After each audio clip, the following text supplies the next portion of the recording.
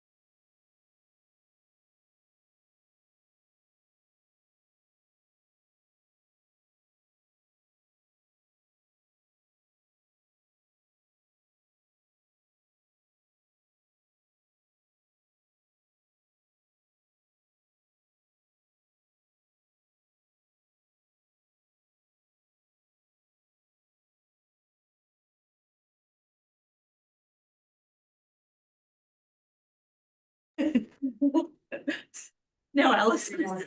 Okay. It's okay. Okay, we are back Christine's fine. to calling open session to order 6:52. Welcome. We're gonna start with the Pledge of Allegiance and our SoCal student. Got here. Who is announcing? All right. Okay. I would like to introduce Leobardo Zavala, fifth grade student from SoCal Elementary School. He is a very high academic performing student. We're so proud of him. And I'm really excited for you to get to know him tonight. He's done a few other exciting things at school and has some really special interests. So this is Leo. Okay, sorry, students. Okay, you guys do this.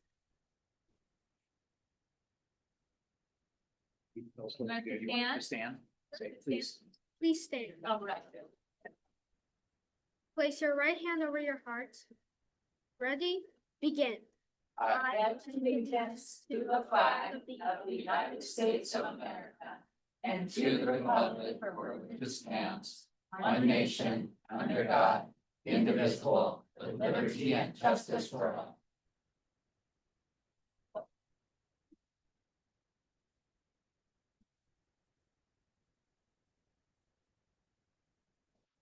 The motto or the mission statement? You might have a thing. So this is the district mission statement. Staff, students, parents, and the community help ensure that each child develops the skills and character necessary for lifelong achievement and responsible citizenship in a diverse world.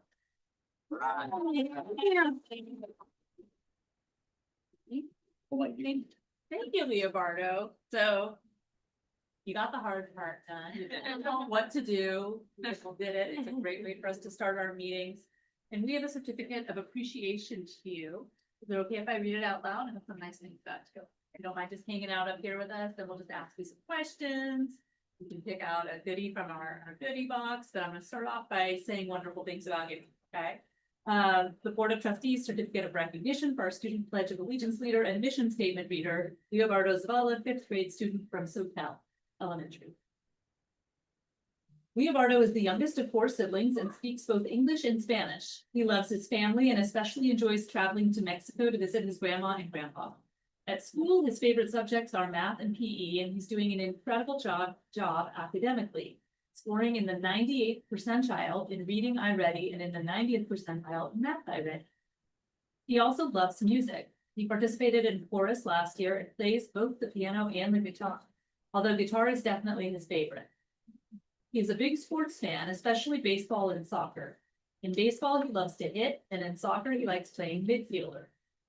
He hasn't played on an organized team yet, but he definitely has a love for sports. A few more fun facts.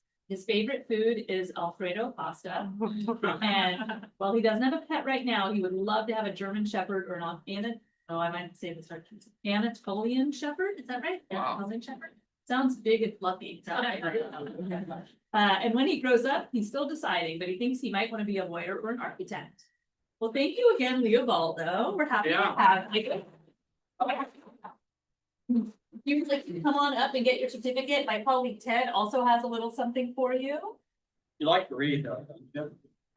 Okay, well, here you go. Here's a $15 gift certificate to Two Birds up over 41st Avenue.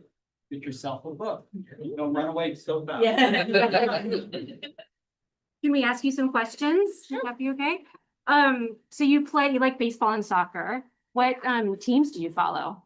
Well, Mexico and soccer and baseball, whatever. Whatever. And when you're playing baseball, do you have a favorite position? Yes, I like to be the person hitting the balls and outfielder. Outfield. Awesome. Question about the guitar. How long have you been playing? Since I was 8. Nice. You take lessons or you self-taught? Well, my dad taught me and he's just been teaching. Yeah. Is there a favorite song that you have? Not really. Yeah. I just like to play. Excellent. What do you play? Is classical, rock? jazz, Uh, everything? Everything. Yeah. All right, that's good. And piano also, Yeah. too. So, You like guitar more? yeah. Uh-huh. But piano, you write songs?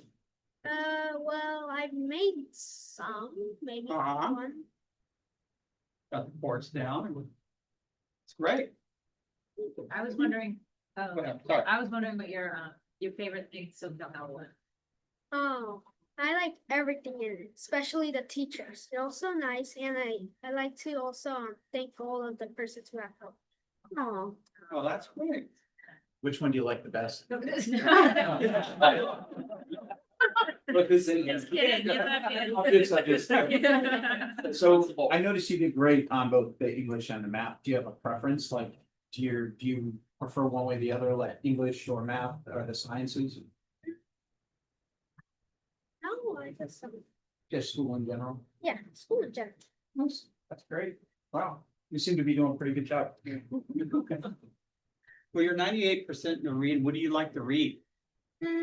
Well, for my free time, I like to read comics, Okay. but I've read Whitebird and Wonder. And Audience, What comics do you like Those to are read? good. Big Nate. What is it? Big Nate and Oh, okay. oh, yeah. Ah, Oh, yeah. there you go. Okay. Go up. Well, it's been wonderful to have you here. We have, in addition to the gift card, we can pick some goodies here. And if your sibling wants to come and pick also, you're welcome to. And then we'll take a picture. Yeah. You want to come get a goodie? Yeah, come on. So where in Mexico do you usually travel to? Okay.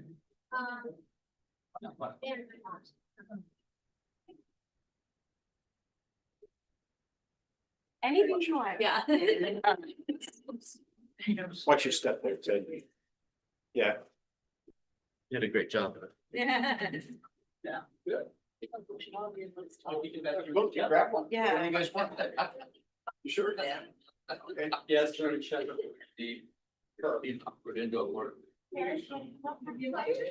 there we go. That's good. They are fluffy. They are fluffy. I like that too.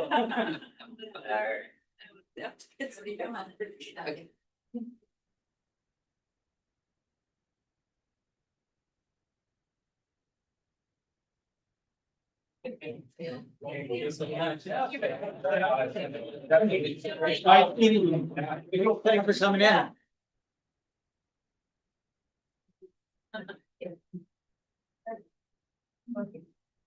Thanks, bye. Bye. Bye. Thank you so much. Yeah, thanks for coming in. Thanks for waiting. Yes, thank you for waiting. Yes. Okay.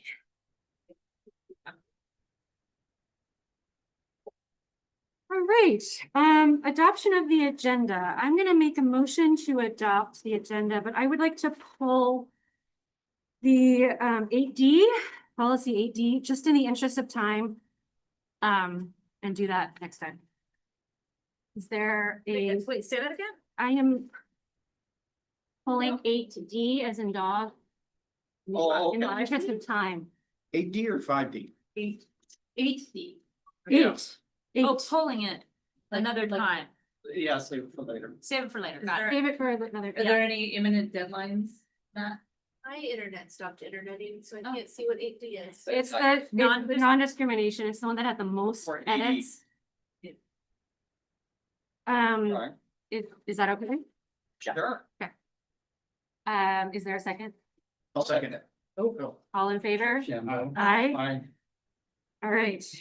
Report out of closed session. We had 2 IDT appeals.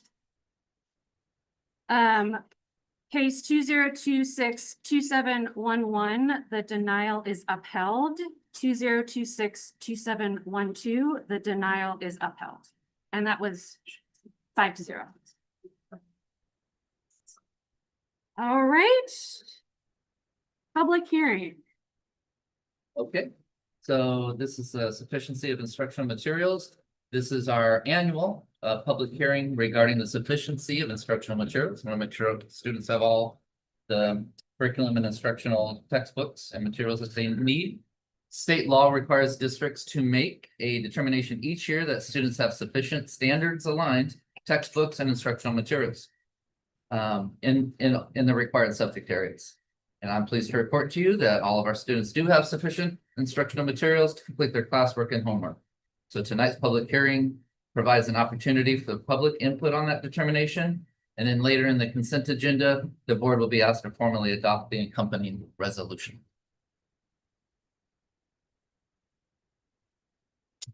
Are there any public comments on the public hearing?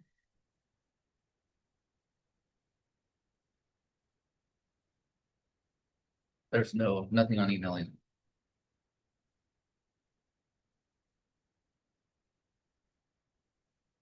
Okay, well, I think that serves us well in the public hearing. We will now move to consent agenda. Is there a motion to adopt? I'll make the motion to adopt, but I just wanna, we have some really important resolutions here. The one that really, and I'm not gonna pull it, it's just the comments, but it's the recognition of the Suicide Prevention Awareness Month. I really don't know, I mean, I'm looking at it, but it's a real thing. And I'm really glad that we're setting a resolution for it. Make, well, I don't want to say make, but awareness of what's happening. And I mean, you look at the beginning of the resolution, it's 12th leading cause of death overall, and second leading cause of people aged 10 to 14. And I know there's been some experiences with that too, so I'm glad we're having I'm not glad, it's sad, but it's important to make it suicide prevention awareness. And I'm sure we got things going on in school where kids could call. And so anyways, that's my little piece. Thank you. I will second the motion. All in favor? Aye. So there's resolutions. Oh, there are resolutions. Yeah. Yes, thank you. Trustee Gray, Aye. trustee Jackson Miller. Aye. Trustee Donnelly, Aye. trustee Edmondson, Aye. trustee Dickinson. Do we need to do that for each resolution? That's just fine. Okay. Thank you. Okay, do we have any public communications for items not on the agenda? Nothing on email. Let's move to standing reports. All right, I'll make mine very quick, 3 quick items. I just want to say thank you to all the staffs for the wonderful back to school night events. Last week, I was able to attend 2, New Brighton and Main Street. Main Street and Soquel were on the same night, so we divvied them up. And as always, teachers did a great job setting the tone for the year with their families. Thank you to the trustees who were able to attend. Looking forward to attending Santa Cruz Gardens tomorrow night as we wrap up back to school season. Enrollment. The last time I told you we were at 1371 and that historically we would inch up a little bit. And today we're up to 1,378. So 7 students have joined us since that time. So inch by inch. Yeah. And I just want to say thank you to all the principals and to the teachers who were able to attend the COE Math Initiative today. This is the 3rd year of doing that program. This year there's 2 dates, so this one today and one in March, but a lot of work in between. And it was a very productive day, so kudos to the COE and the organization that puts that on, PEVC. And I was really grateful to be with such a great team, put a lot of work into our math plan. That's all for me. That will be brief. I just wanted to note one thing that we caught on the consent agenda is an update to the 8th grade transportation contract. We have an increase in the demand for transportation and our students who are legally entitled to it, we want to make sure they have access to it. And when we aren't able to provide it through our own means, it's very expensive to hire contractors. We were able to successfully renegotiate our 8th grade contract down by over 50%. Which is very exciting. So, Yeah. to point that out. Thanks, job. Thank you. And I'll be super quick. I'm excited to report that the 3 elementary school fields are still on schedule. So that's super exciting. The main entrance at Soquel Elementary The ramp and the stairs are completed along with the new guardrail that's fully painted. It looks amazing. We're super happy with how that turned out.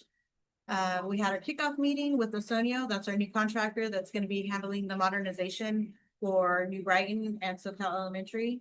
So we're excited to start engaging in the conversations with them. So we can start getting some quotes, see what's gonna be best for the district and so forth. And I really enjoyed going to SoCal's back to school night. Update from CSCA. Hello. CSCA chapter 388 would like to thank the payroll department for their effort to adjust our members' pay reported throughout the whole lot. Santa Cruz Garden and Main Street are currently looking for recess coaches and would appreciate any support in appointing qualified applicants to apply on entering. CSE would also like to thank the district and the board for adopting the following resolutions to celebrate Constitution Day on September 17th, National Next 13th Month Suicide Awareness, and October as LGBTQIA+ History Month. These resolutions are supportive of our district's culture of inclusivity and makes us proud to be working for SUESD. Update from SCA. Okay. All right, good evening. The school year is off to a positive start across the district, and staff have enjoyed getting to know our students and are looking forward to a great year ahead. At Main Street, we are thankful for the strong start and support from our new principal, Heather Hertz. Friends of Main Street recently funded 2 beautiful new murals, and the former area known as the pit has been transformed with brick papers and will soon include a shade structure and lunch tables. Back to school night was well attended, and third grade is looking forward to their upcoming trip to the county fair. SEG staff are preparing for back to school night this Thursday. That's tomorrow. The Polynesian student recently received a new mural designed and painted by Miss Blackburn with help from students. Several teachers also participated in the county math initiative, and the school will hold an assembly this week focused on responsibility. At SoCal L, we are enjoying a wonderful start to the new school year, and we are grateful for the Measure P bond that updated our parking lot, and we now have more parking spaces than before. Okay. We have an improved front entrance at the front of the school, and we are looking forward to our new athletic field. Also, our intervention team has been rock stars at stepping into sub on the days this year so far, but we did not get sub coverage, and this is just an example of the great teamwork we have at SoCal L. At New Brighton, student council is up and running, and a new school-wide binder system is helping students stay organized. Our sports teams have also gotten off to a hot start and are bringing plenty of excitement and school spirit to campus. Overall, we are off to a strong start and look forward to a successful school year. Thank you. Yeah. Hold on. Not my first time. No update on bonds. We had that last time. So. No. Trustee updates. We'll start with you, Albert. No updates. I thoroughly enjoyed New Brighton's back to school night. And I went to SoCal back to school night and enjoyed the presentation and the visit and the racetrack that's in the back. Fundraiser. You know, bring the Watsonville track down to here, huh? Here we go. No, but it's everything's coming along, a new field and school. And of course, thank you for posting the artwork up here of the Walton Lighthouse, which is in Seaford.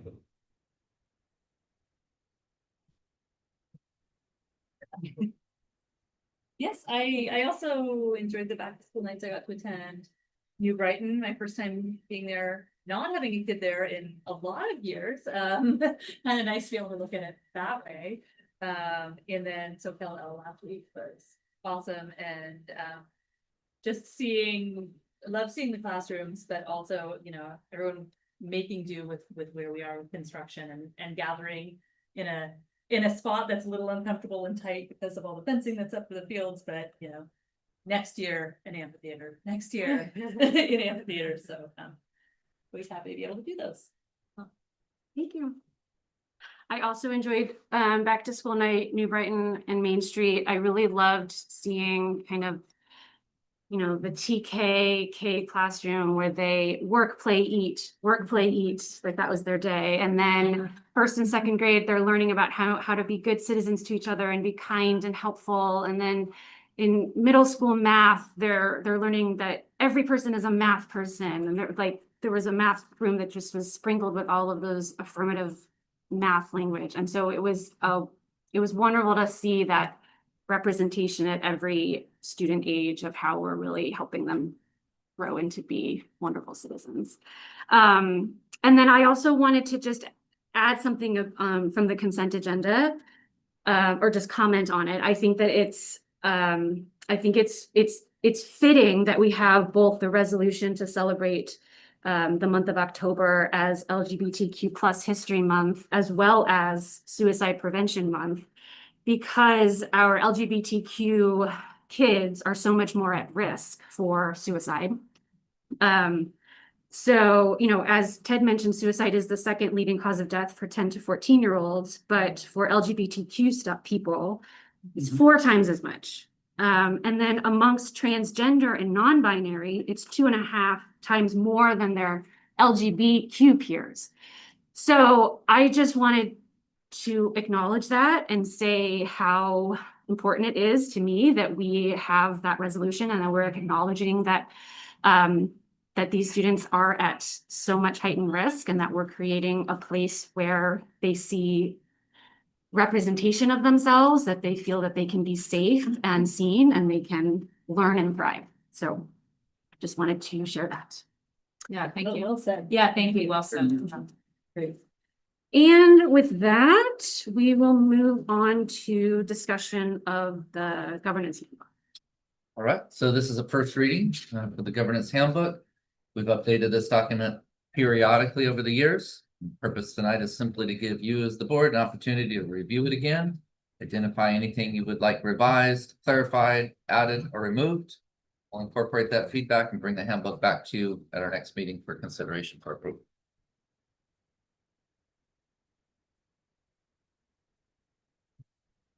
Well, I think there's just the very obvious, you know, updates of the people, right? But that's a given.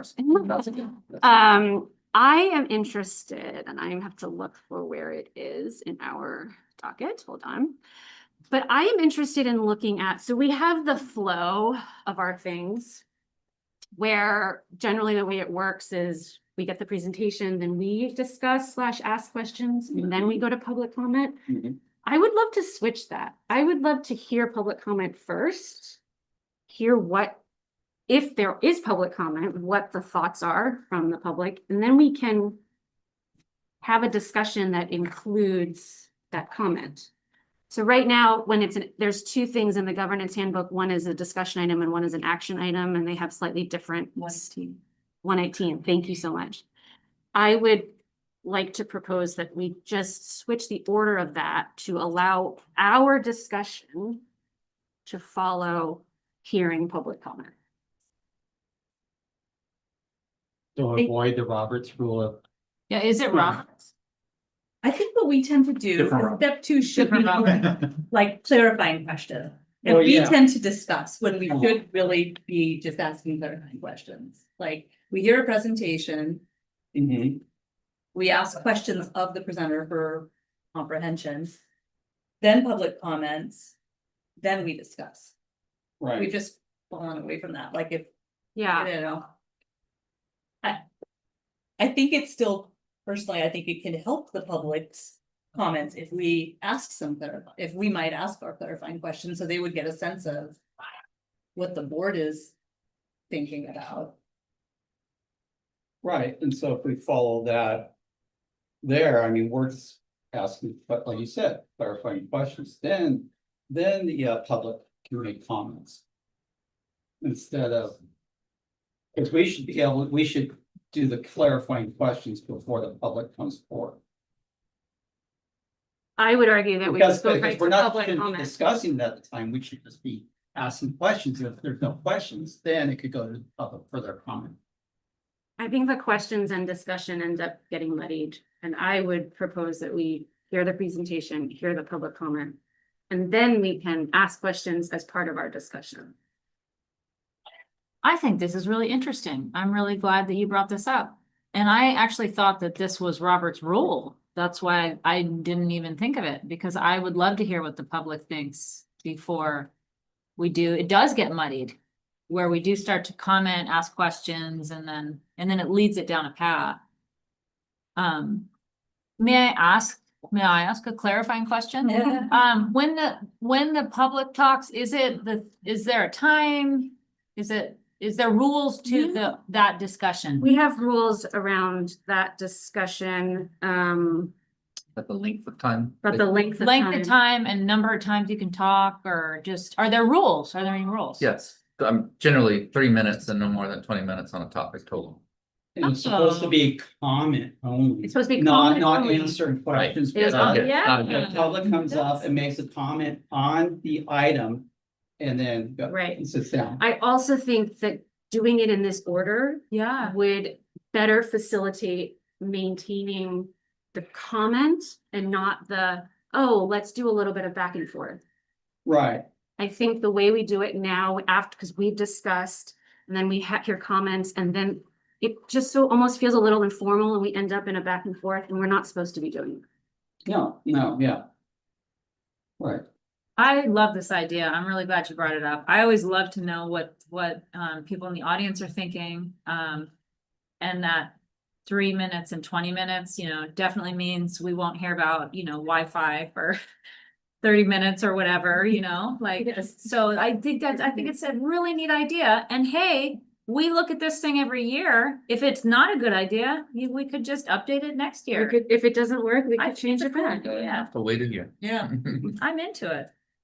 For clarification, just procedurally, there's kind of two sections on this. One is when it's an action item at the bottom of page 6 of the handbook, 118 of the docket. Mhm. And if I'm understanding right, it's switching steps 2 and 3.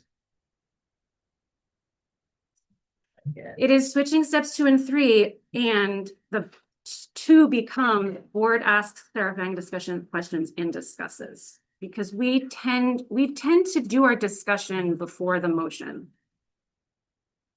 There can be additional discussion after the motion. But we do ask clarifying discussions, clarifying questions and And discuss. discuss. And then leave step 5 as a, Sure, they can still yes, discuss. because So- we can and should still discuss if we. So swap steps 2 and 3 and add to the end of current step 2, board asks clarifying questions and discusses. Yes, Copy that. and I think we would do the same thing Yeah. for the next one, Yeah. although it has fewer steps. Yeah, Because it doesn't have a But it's motion. still 2 and 3. Yes, Yep, copy that. okay. I think that was the only thing that I had in this. Were there other comments that people had? Is there any chance, I like the idea, I'm happy to try it. Do you think there's a chance it's in any other bylaws or policies, or is it just within just in case, just for like cleanup purposes? It's a great question. I just started kind of hoping, but I don't want to get myself too distracted. I don't think that the order is anywhere in a Great. bylaw or a regulation. Yeah. But I will double check that before bringing it back to the board. Yeah, Okay. thank you.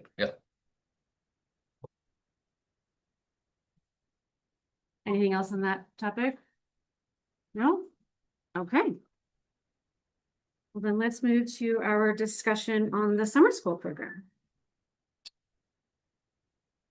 Oh, we should probably get public comment. In order should we Discuss it go in? after. There's nothing on email. Any public comment? Okay, moving on to summer school. I think I have the most fun thing to present on tonight because summer school has really become a sweet time. And I know this because middle school.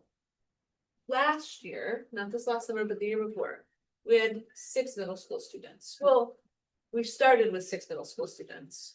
We ended with not 6 middle school students. I don't know the exact number, but it was not 6. This year, we had to add a second middle school class.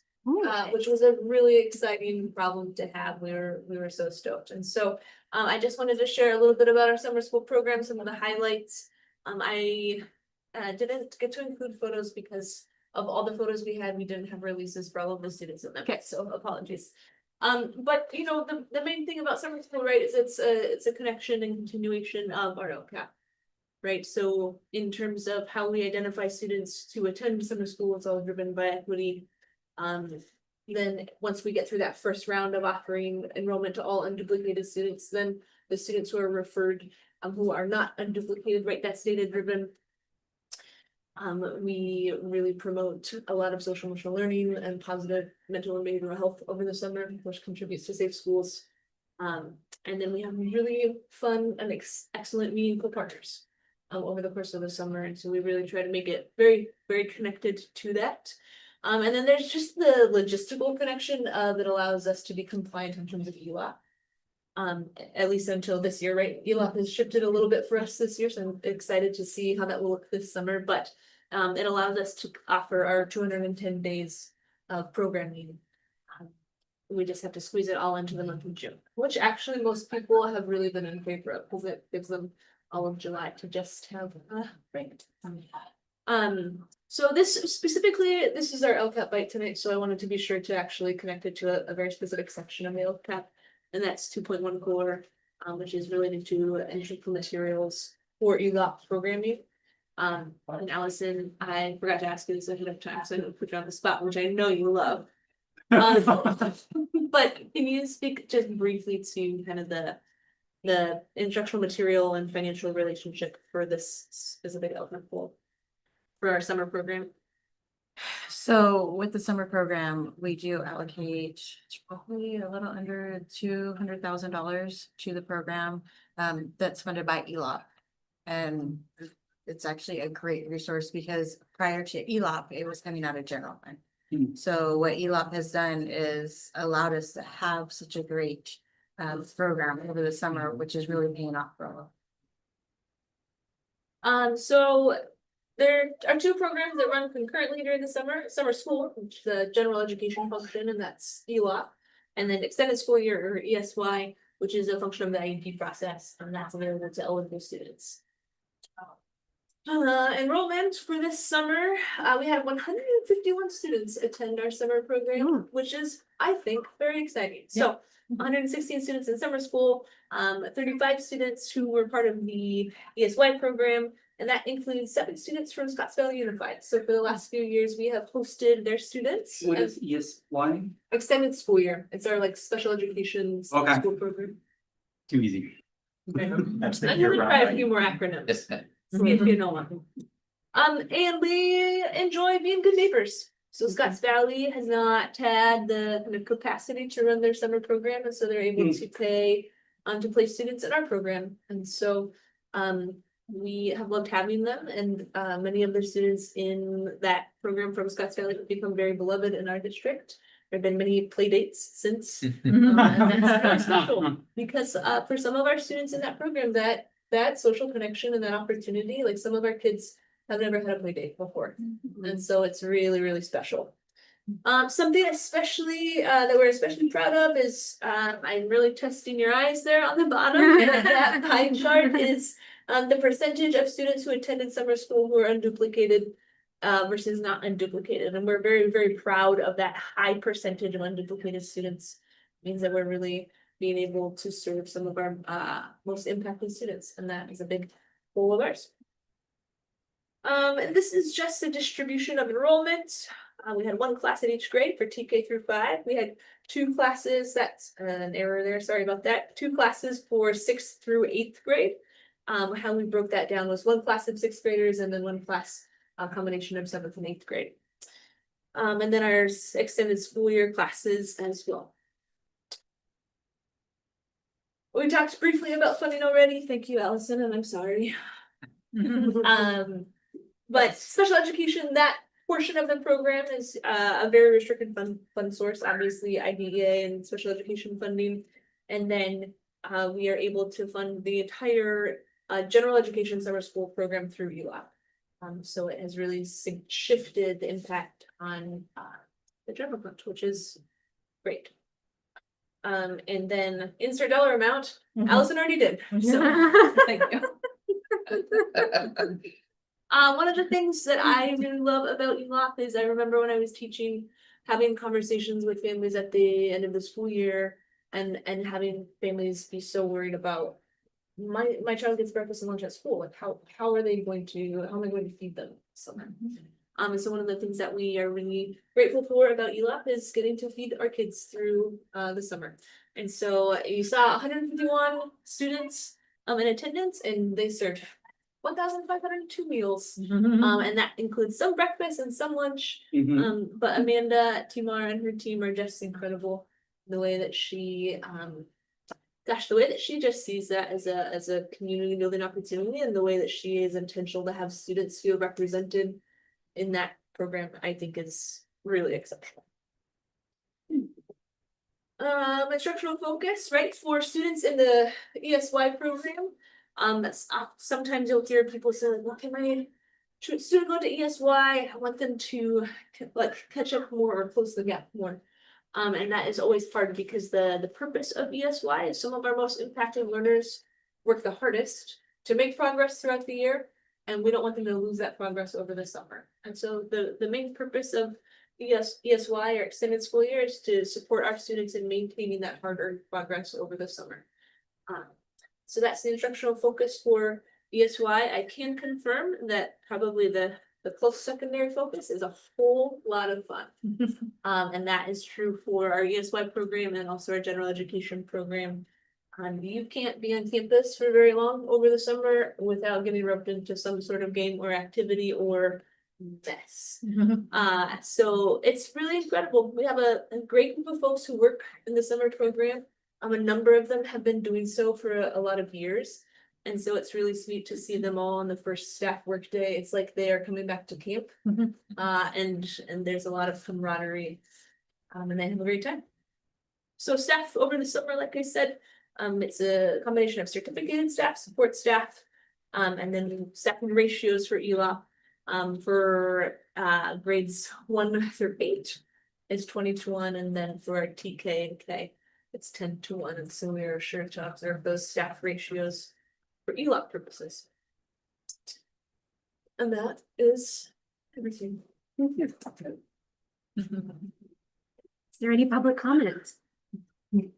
I'm just gonna give a shout out to Gordon Barrett, who has his students run a teacher That's right. coffee service. Oh, That's barista skills and change making skills and everything. I thought that was really cool for those kids.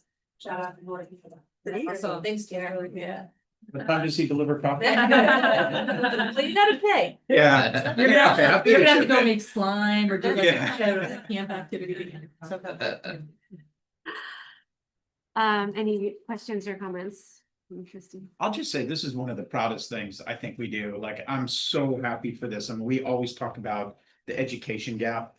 And this, to me, is just low hanging fruit. It's such, and you guys just do such a great job keeping those students consistent, and trying to keep their knowledge level up. This is just, it's great for the kids. And I'm so happy that Scotts Valley is using it, the meals, so parents don't have to worry about that part.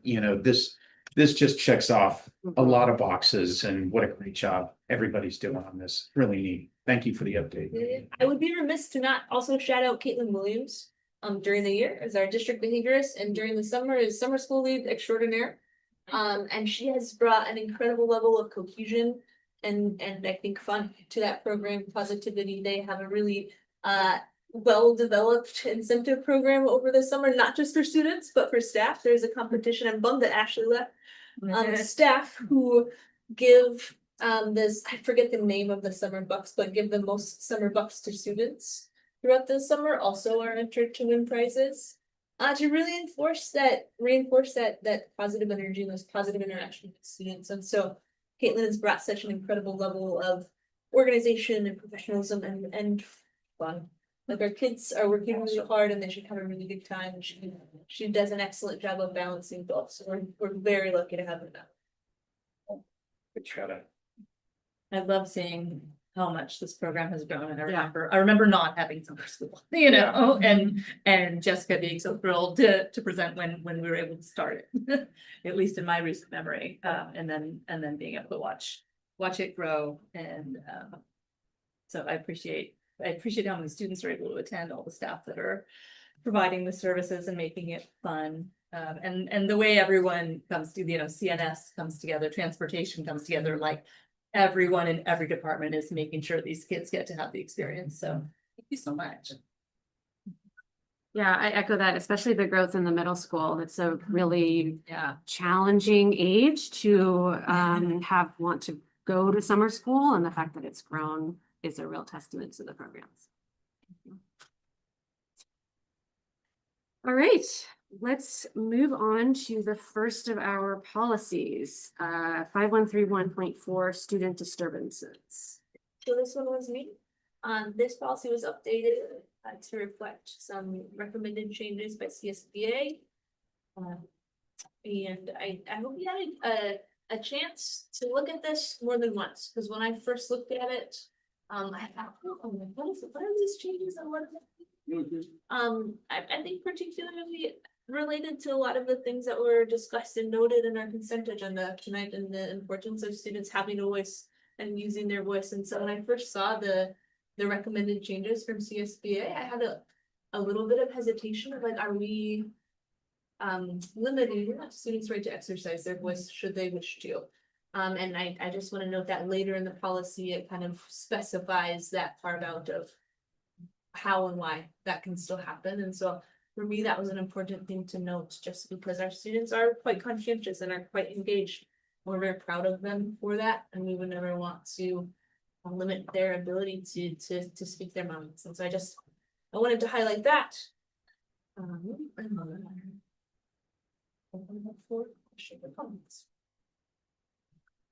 Well, first we'll open it to public comment. Nothing. No, okay. I had a few questions. So is this saying that each school will have a plan? Or is it in our master comprehensive safety plan? And so that's where it's addressed. It's not that there's one for each school. Correct. Okay. Yeah, and stop correcting me if I'm wrong, but because of the size of our district, right, we don't have individual safety plans. Some districts, right, that are larger would, but this would be addressed in a singular. And this isn't referring to the update to that plan, the school safety plan. Correct. Okay, it's one of those policies that's almost a little confusing. Yes. Yeah, okay. Yeah, and that's why I had to read it. Okay. Chris, a quick question. So like, if a student did want to stage a protest or a walkout or something like that, what checks and balances do we have throughout the school admin? Because I agree with you. I mean, we should certainly respect our students' voices, but we have to make sure that we're a guiding force with those voices. And I think one thing that we always kind of forget about too is, you know, we have to make sure that every side has a voice. You know what I mean? So if we end up supporting one voice or political side, we need to make sure that we support the other side too, and give every student a chance to share their voice. How is that, I didn't see that in here, and how does that go through the school hierarchy and admin to get approved? And then how do we then make sure that the opposite side of that is also represented at our school? I appreciate the question. I think an important distinction is really this policy is not intended to be a regulation on how protests take place on campus. I think it's really more aimed at those disturbances that take place on campus that are not in any way related to what you're describing. Oh. And making sure that we have an appropriate response, appropriate policy to address those sorts of things. I'm really proud of the way that our administration, particularly Christina and Liz and New Brighton, have gone about exactly what you're saying, and providing equity of voice to students, and making sure that opportunity is had by all students in the appropriate way. But this specific policy is not intended to be a policy that is prescriptive process for how protest takes place on campus. It's really quite kind of the opposite. It's those disturbances that might take place on campus. Involving student behavior that is not related to that. Does that answer your question? Yeah, but yeah, so, okay. I'm a little confused. Maybe we could look at the policy number 1, because it looks like it does address that, sit-ins and Yeah. protests and walkouts. And you're specifically referencing the number 1 in the policy? Yeah. Just to understand it. I think what's hard about this policy update is absent the CSSP update, it's hard to envision what that looks like, you know? And so on 139 in the docket number 1, that one of the additions, the type of student disturbances that the plan addresses, including prohibited activities listed in the accompanying administrative regulation. One hard thing is the administrative regulation, we don't update it until the board policy update is approved. So I just like to note that. Additionally, this may include student activities that constitute or may lead to student disservices such as protests, sit-ins, and walkouts. Sorry, I didn't really know. I think what's helpful when reading number 1 is to go back, because when I first read it, I was like, hold on, what is number 1 referring to? And so the second paragraph, in order to respond to a student disturbance and to help prevent student activity from becoming a student disturbance, the superintendent or designee and principal at each school shall establish a student disturbance response management plan for the school. At the superintendent or designee's discretion, the plan may be included in the school's comprehensive school safety plan in accordance with board policy / administrative regulation 0450. Comprehensive safety plan. I can just give maybe an example that helps a little bit. I believe that it's been several years now, but the horrific Parkland shooting. The students at New Brighton at that time wanted to make their voice heard. And Robert, to your point, on both sides of the issue of gun control, in this case, was the focus.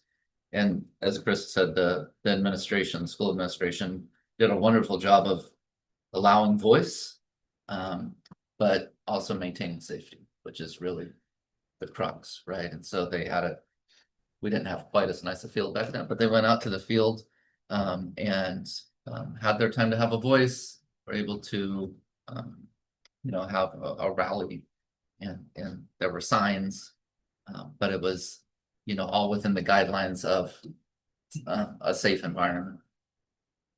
A concern that happens more often at secondary school, right, is a walkout or something of that nature. And even with that, there have to be parameters for they're still under our jurisdiction. How are we going to keep them safe? So I think I think sometimes the wording of these, like, I agree with Chris. Like I was reading this and kind of get lost in it.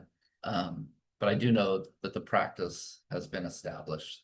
We want students to have a voice, and we want students to be safe, and we work to find a plan that, and depending on the situation, to keep those two goals simultaneously on. Robert, specifically to your kind of question or concern, I would add, I think it was when I got to number 3, in the policy update, to include consideration of the student rights such as freedom of expression in accordance with board policy 5145.2, freedom of speech and expression. And that board policy would really specifically address kind of what you've raised about representation of all voices and making sure that there's a place for that. Thank you. I wonder if, when this comes back for our final, because this is one of those policies where it says, we're going to have a plan over here, right? Yeah. And that plan may include, but need not be limited. Like, it's hard to know, well, what does the plan actually say? How is the plan going to change based on this? And so maybe that would help us in finalizing this, just to understand the tactical implications and that would logically flow from this, if any. Yeah. That's a clarifying question. Yes. So would you, is your kind of suggestion or request, you need to bring this back for a second reading in conjunction, maybe later in the year when we bring our CSSP. Because in our district, right, that's one of that is kind of the related plan. I think my question is there already, do you already know the language that would get updated in the CSPP from this update? And if yes, then can we see that now? If no, then I think it would be more the latter, Right. what you just said. Yeah. Can I chime in? I'm sorry, I didn't mean to interrupt you. So just from process wise, I totally hear what you're saying. If I was sitting in your seats, like, we're approving this, but this other thing has to be implemented. And from my perspective, like, that is the role of the policy, right? Is you're setting the expectation that there is a plan for this. And then it's for district administrative team to develop and implement the plan. You're setting the stage that there needs to be a plan. That's what board policy does. Right, and what I'm saying is that to understand the impact of these differences, it would help to understand how that would affect. the Sure, plan. sure. I mean, we'll do it either way. You know, we have the mechanism of Friday updates and other ways to share items with you along the way, like the plan, and of course, the plan will come before the board, the comprehensive school safety plan will come before the board later in the school year, but if you want a different order of operations, we'll be glad to accommodate that. I just think that for these types of policies where we are agreeing to something that is, we're changing something, so that implies that something is gonna change in the plan.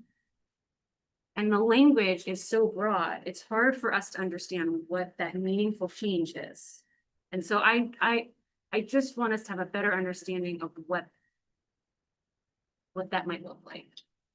What I would add is, to go back to your original question of like, do we know what those changes are? Yeah. Yes, and see them. We don't yet. Okay. As part of the CSSP process, right, is we have to meet certain very specific partners and stakeholders, with law enforcement, with our campus supervisors, with all of these different stakeholders in the development of that plan, and then there's required sources of input for that. And so to Scott's point, which I would agree with, setting the policy first then guides the input that we seek in that process. Yeah. It lets us know if we're able to seek out that information from our school sites in the development of that plan of, hey, what do we feel is needed to do this successfully? And so I wanted to be sure to answer your question. We don't have that information, and it's on purpose. Because we have to follow a very prescriptive operational process, based on the governance process and what's established here. So the plan is actually the AR, is that, it's The not in the policy, but your plan. Could be plan, more. the policy references is Mhm. the comprehensive school safety plan, Right. which I forget when we bring that. Before legally. I was thinking there's another one, ARs. I can say it. Okay, then. Yeah. Yeah. I think I might have a counterpoint in terms of the value in considering, taking action on policy prior to knowing details of the plan, because it seems as though the language in here might be more protective of students than the prior version, where it cites to specific codes, students, they get used to say, students who participate in campus disturbance shall be subject to disciplinary action in accordance to board policy and ARs, and now it says may be subject to discipline in accordance with, and then it very specifically cites the actual policy numbers and ARs, and I think sometimes when we are presented with these updates that are, that go through CSBA legal, sometimes it is because it's providing better protection, so I hear the point very much of feels funny sometimes to, proving a policy that says that the way that the plan is gonna be developed is a little bit different, but I think there's other language that it might be important to consider on the sooner side. And then take another look at the policy at the same time as we see the plan, but like, it's okay for us to look at the same policy twice in a year. Yeah, I don't have concerns per se. It was actually more if you had at this moment something where you could say it would change this, then that would be I don't need us to wait 6 months to approve this. A lot of red. It's A lot of red. I know, Yeah. And it's a big update. I do like the idea of when we are looking at the policy, you know, the CSPP, if there are things that come up for us, then maybe we revisit. I think sometimes there is a category of policies that feel very removed and, they're almost, I don't know what to call them, but they're. Anyway. Okay, do others have any questions? I think we're good for the first read. Thank you. All right, we are skipping the next one and we're gonna move to the mobile communication devices. Looking forward to that break. But I will be No, I'm just kidding. This one, I think that this is one that you will all be excited about. And this one specifically relates to a new law that went into effect in July. So we would always like to make sure that our policies are up to date. And so this board policy specifically requires that we have a stance limiting use of student devices. It is hard to find the right language because there are many types of devices. There are phones, there are watches, there are all sorts of things. And so, yeah. And so this policy really kind of CSBA and their template policy provides two options, which is like limited use or no use during the day. And based on input largely from our staff and also from our students. We have really adapted and valued being in a way for the day school, not only here at New Brighton, but at all of our campuses. And so you'll see that reflected here in this policy. And it really just formalizes and brings to date a practice that we have been implementing in our district for the last couple of years. Is there any public comment on the mobile device policy? I would love it. Nothing on email. Okay. I have a question. I think the first paragraph and sentence in red was language we've already approved. Correct? That was from the 820 update. I would have to look. Okay. I think it is. I think the new thing is the very first SUESD has an away for the day policy. Are you after number 3? No, it was like the Oh, very, yeah, sorry. the very paragraph first is paragraph one, is yeah. new. Then the next one was, we wordsmithed that last August. I thought it was the reverse. Yeah, Right. the very Yeah. first paragraph It's SUE, the same. the way for the day was existing language. The red is. The red was in what we did on 820. Really? Yeah, Of 25. yeah. Well, it's possible that it didn't in the draft and simply it didn't. Oh, get- that part. Yeah, I remember that part. Remember, we wordsmithed that Yeah, quite a bit. I remember that. Yeah. Yeah. So what I think happened, thank you, and apologies. What I think happened is no changes were made to that after the Okay. hard work Yeah. wordsmithing that was done. I think in simply when you have a work in progress, if it doesn't get, I may have not updated it appropriately in the system. So the real changes that we're looking at are the following ones. We're taking off that in the case of emergency, and then so we're reordering those. So then I would almost add the second thing in red, however, to at the end of students shall not use smartphones, get rid of the however, and a student shall be prohibited. It doesn't really flow to me to say however, 1, 2, 3, then that however. Like that's now part of the policy of students shall not use smartphones or other mobile communication devices while at school. A student shall also be prohibited from possessing or using a smartphone or other communication device in the case of an emergency. However, a student shall not be prohibited from boom, boom, boom. Yeah, either way, my only thought is, the section between the two, I think I can appreciate both. The section between the two, kind of specifies when, like, those specific instances in which it would be allowed.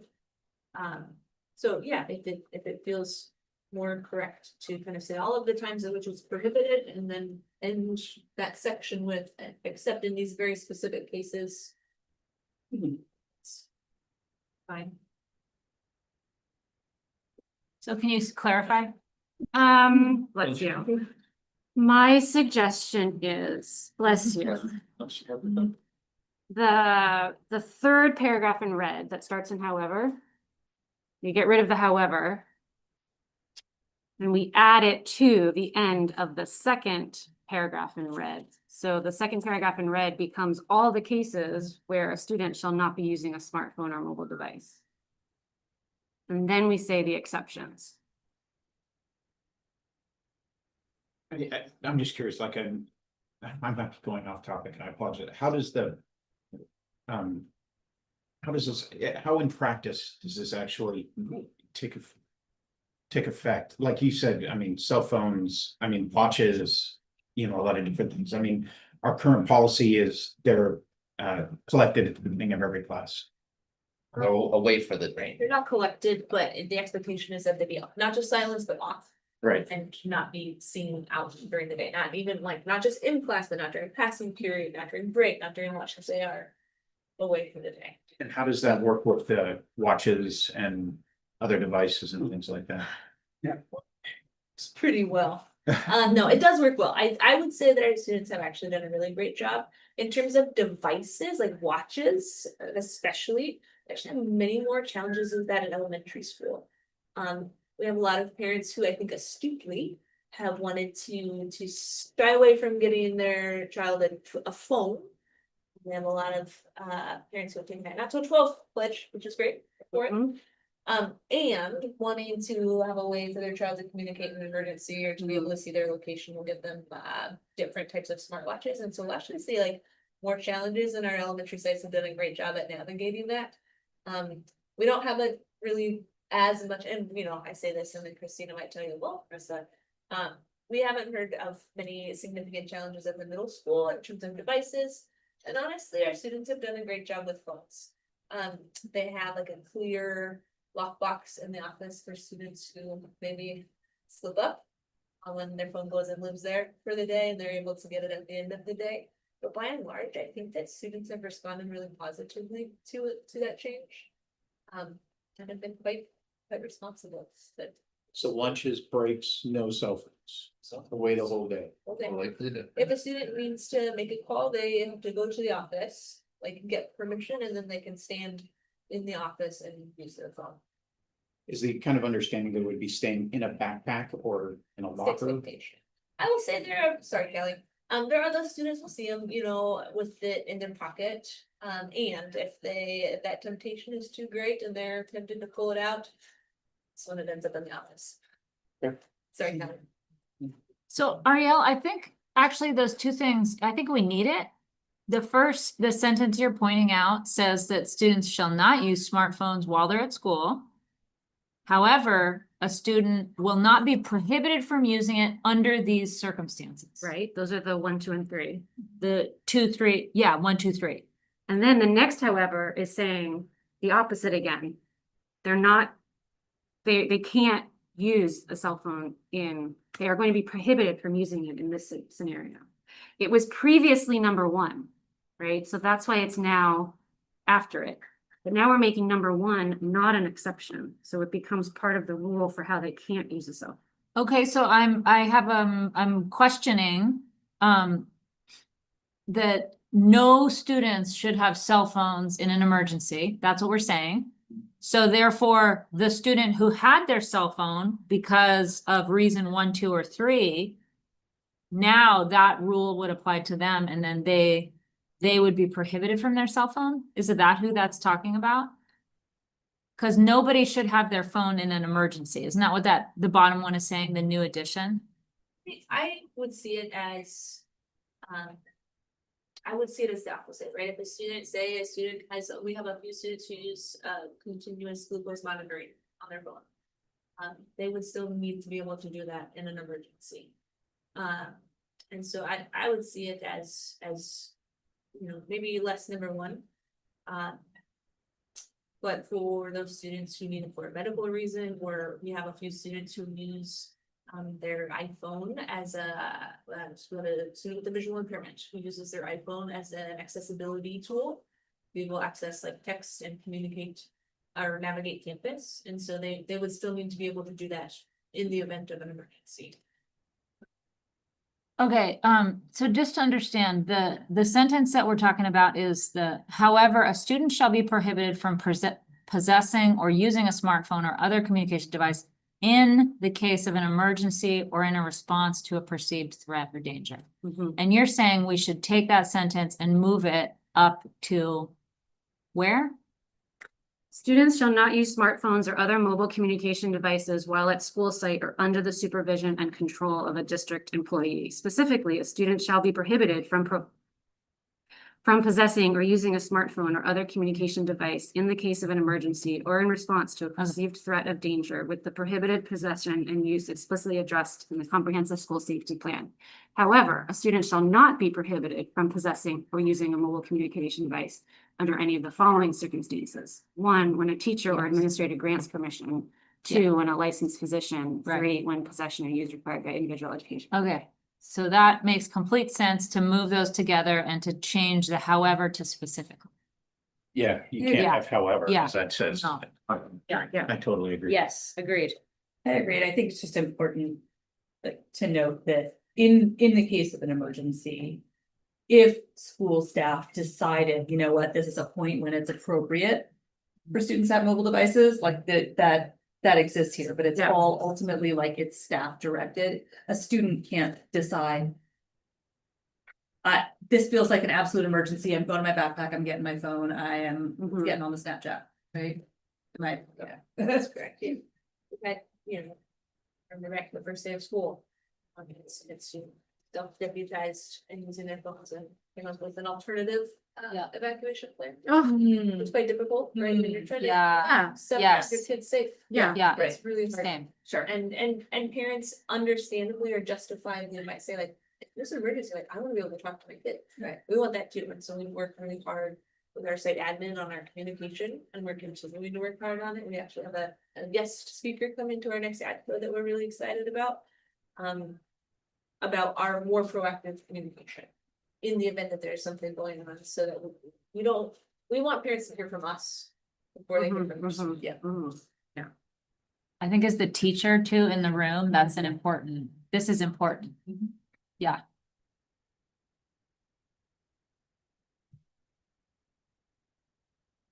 Does that work for you? Makes sense. Okay. We're good with that first reading. Now we'll go to the comprehensive safety plan. Okay, so another first reading for policy 0450 regarding CSSP or comprehensive school safety plan. So one thing I'd like to clarify up front is that most of the substantive changes in this particular policy package, if we can call it that, actually occur in the accompanying administrative regulation, which, as you know, is updated internally rather than at the board level. And so those changes reflect new state requirements around child abuse and neglect protections, notification procedures if immigration enforcement is confirmed on a school campus, and some additional provisions involving emergency smartphone use. So when our cabinet team, which is how we process ARs in our district,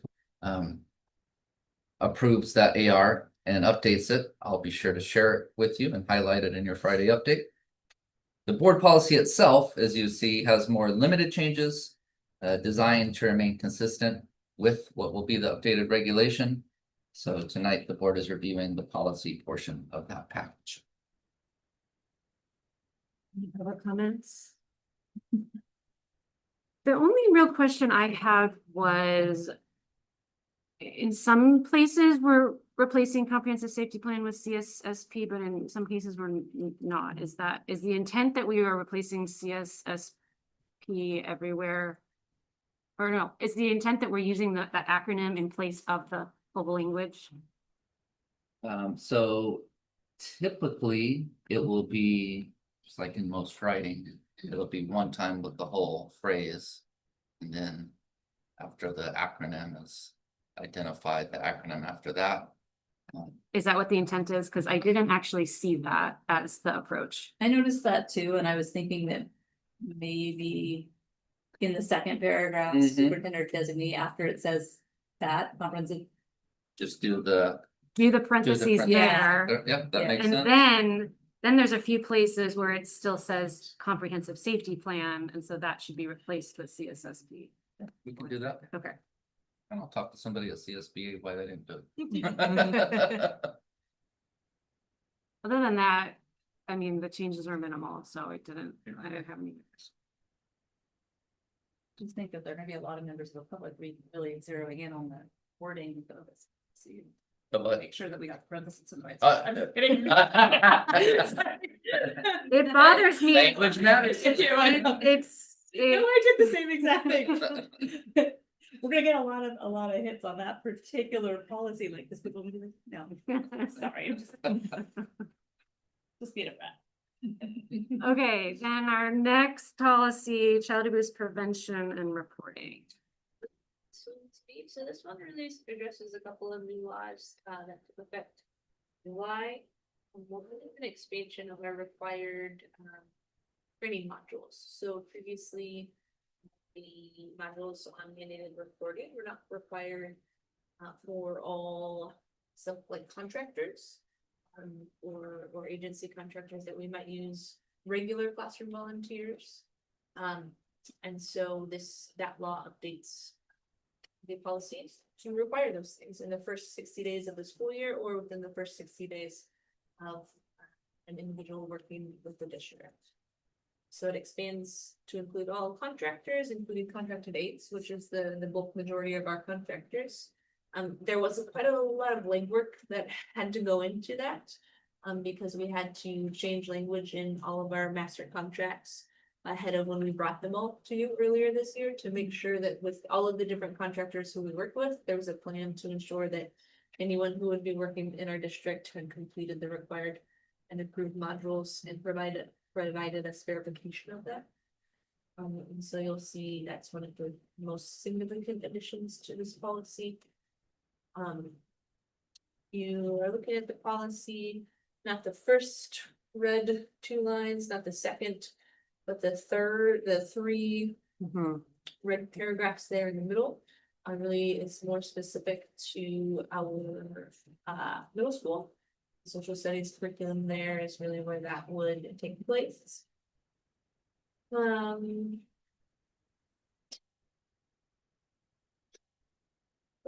third paragraph down, additional student identification cards for students grades 7 through 12, that was already a practice that we have been doing in partnership with Life Touch. So this update just codifies an existing practice and make sure that it's captured here. Okay, thank you. Any public comment? Public comment? Nothing on email. I didn't have any questions on this one. Talking, I know, but I did walk into a classroom at Santa Cruz Gardens today, which is substitute that stayed after school to complete their modules. Wow. Very good. okay, I think we're good with that first reading. Thank you. All right, moving on to our action items. Consider adoption of a resolution in the matter of reaffirming the values of the SoCal Union Elementary School District as a welcoming district for all students. I'd just like to piggyback on what was mentioned about several of the items in the consent agenda. And I think it's a good time, for anybody watching, maybe for the public for the first time for a board meeting. When some of those resolutions, obviously of high importance, are in consent. It doesn't minimize them. It just means that we do them annually.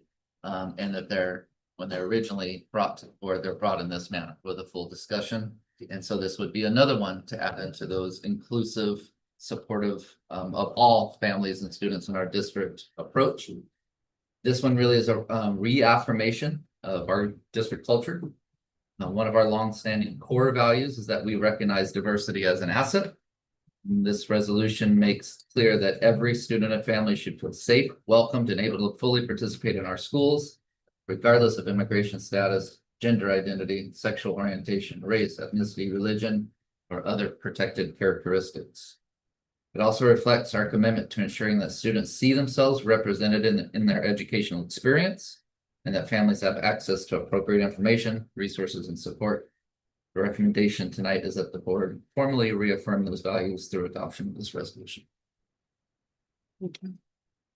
Over comment? So it's not a prepared statement, That's fine. but I actually came tonight, particularly for item 5A, I mean, 5.1, 5.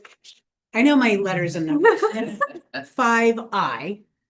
I wanted to, in the past, I had a prepared statement, appreciating the board, and the district for their support of, LGBTQ students and their families.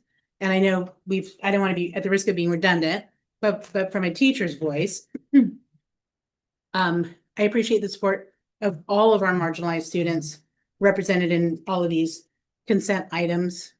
I think sometimes the support for LGBTQ students is the most misunderstood, especially by the public who don't work with those families and those students and don't understand the importance.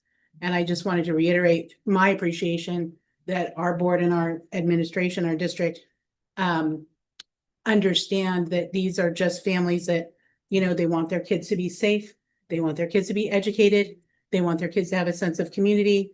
That's all. And our support for the Rainbow Conference and, providing those students with a sense of connection and community. So I just wanted to, express my appreciation again and my support for that. And for the support for all the students who may need some extra attention, extra support.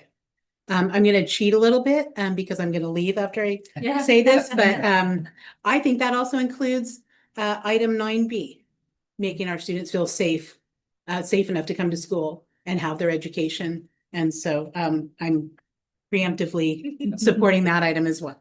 So that's my statement. Thank you. Thank you. Thank you. Anything else? Nothing on email. Thank you. Take Good night. Yeah, I mean, at the risk of being redundant, I think you stopped those. You said it really well. And I also think DR's comments about some of the support for LGBT can be misunderstood. When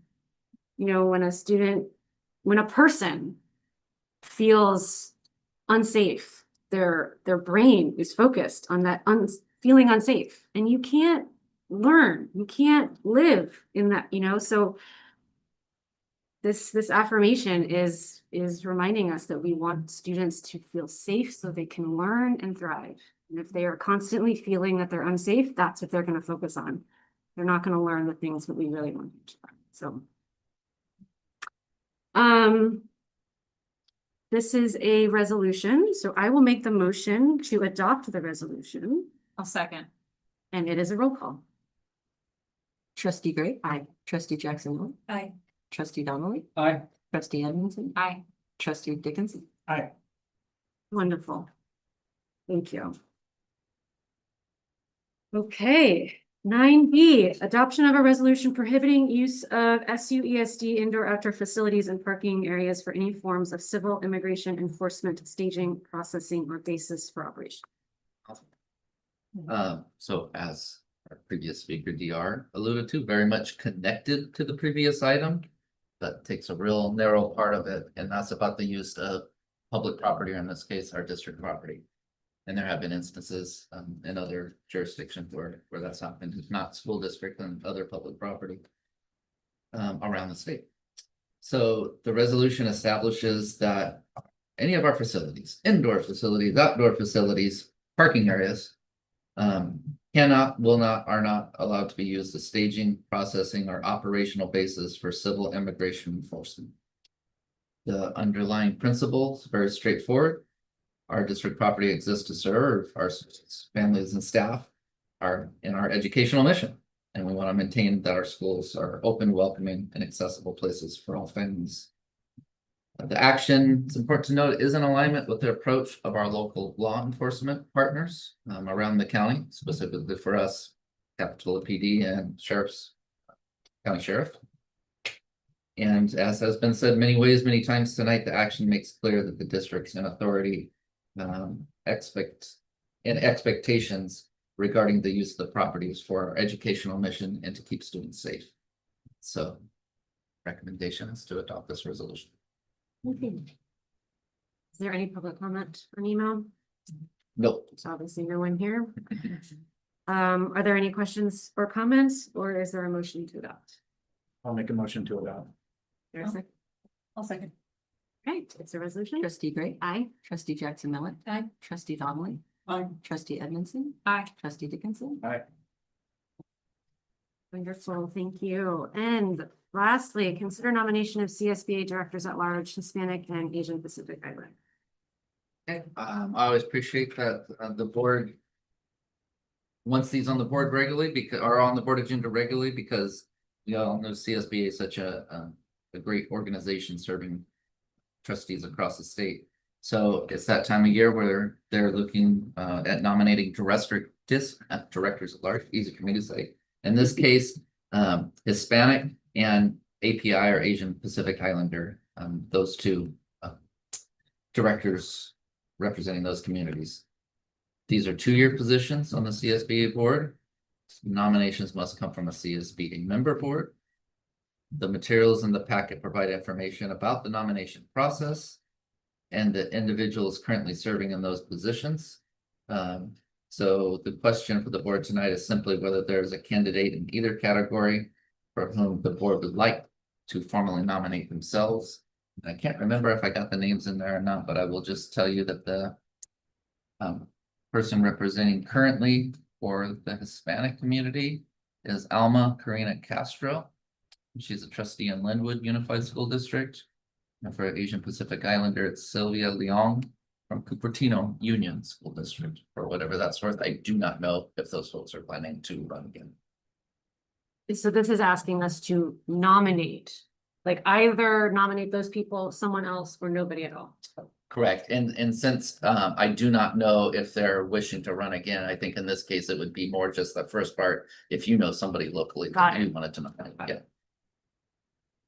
I do not. Does anyone have someone that they would want to nominate? Okay. Then I think we do not have anyone to nominate. That's right. Okay, No motion necessary. no motion. All right, we do have 2 topics we're gonna go back to in closed session. Before we do that, are there any future agenda items that anyone wants to bring? Took up my tree. What? Oh, yeah. Sorry. Talk about it. I still love that idea. I still want to do it. You and me, paper mache, let's go. I know, right? Not even what it is. Yes. Do we adjourn? We adjourn open session and then we go to closed session? Okay. Is there a motion to adjourn? I'll make a motion to adjourn. Is there a second? Okay. Oh, sure. Okay, all in favor? Aye. All right, 8:15, we're gonna go to closed session. Let's do